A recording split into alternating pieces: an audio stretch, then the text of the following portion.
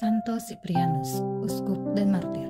Siprianus seorang kaya dan berbudaya yang lahir sekitar tahun 200 dalam keluarga kafir. Ketika ia menjadi Kristen, ia menanggalkan pola hidup lamanya, membagi-bagikan uang dan hartanya kepada orang miskin, serta bersumpah akan hidup suci. Tentang perubahan ini, ia menulis, "Kelahiran kedua ini telah menciptakan manusia baru dalam diri saya dengan hembusan roh dari surga." Sebagai seorang mantan guru retorika dan orator terkenal, Siprianus yang fasih berbicara dan saleh ini menanjak melalui jenjang karir di gereja. Setelah menjadi orang Kristen pada tahun 248-249, menjadi seorang presbiter atau penatua, dan dengan relatif singkat menjadi uskup di Kartago sekitar tahun 248, kedudukan terpenting di Provinsi Romawi Afrika. Ia menduduki jabatannya sebagai seorang uskup kurang lebih 10 tahun, hingga mati sebagai seorang martir pada tahun 258. Pemikiran Siprianus sangat dipengaruhi oleh Tertullianus,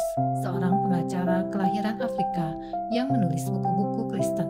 Meskipun ia terlatih dalam sastra Yunani dan Romawi klasik, Siprianus bukanlah seorang teolog, tidak seperti Tertullianus, orang yang dia kagumi.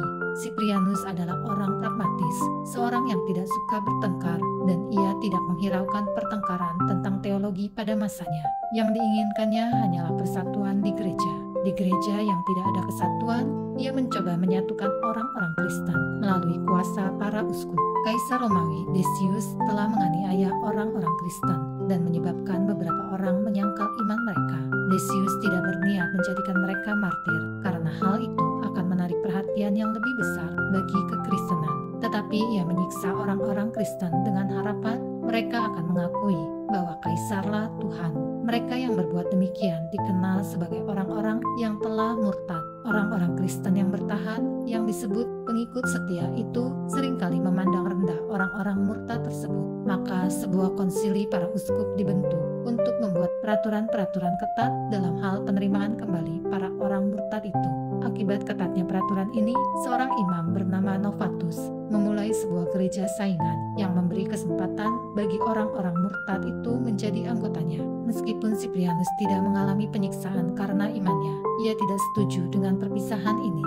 Ia yakin bahwa orang percaya sejati harus menjalani hukuman untuk menebus dosa, untuk membuktikan imannya. Hukuman untuk penebusan dosa itu terdiri dari penyesalan selama suatu masa tertentu, dan setelah itu orang tersebut dapat diterima kembali dalam perjamuan kudus. Begitu ia menyelesaikan masa penyelesaiannya, ia akan tampil di hadapan jemaat dengan berpakaian goni serta melumuri badan dengan abu, dan disitulah sang uskup akan menyatakan pengampunan baginya. Siprianus merumuskan ini sebagai sistem berskala. Semakin besar dosanya, maka semakin lama pula masa penyesalannya. Idenya mendapat sambutan dan menjadi disiplin gereja paling kuat yang kadang-kadang disalahgunakan.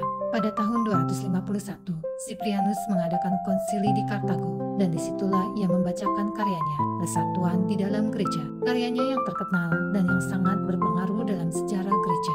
Gereja, katanya, adalah lembaga ilahi, yaitu mempelai Kristus yang hanya ada satu mempelai. Hanya di dalam gereja, manusia akan mendapatkan keselamatan.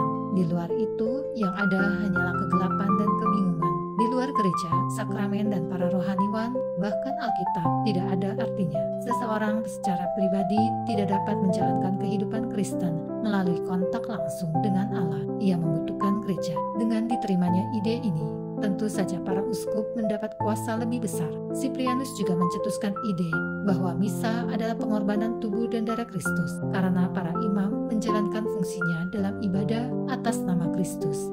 Maka hal ini pun meningkatkan kuasa mereka. Siprianus meninggal karena penyiksaan Kaisar Valerianus, karena ia menolak melakukan persembahan korban bagi dewa-dewa kafir. Maka kepala uskup Kartago itu dipenggal pada tahun 258. Santo Siprianus, doakanlah kami.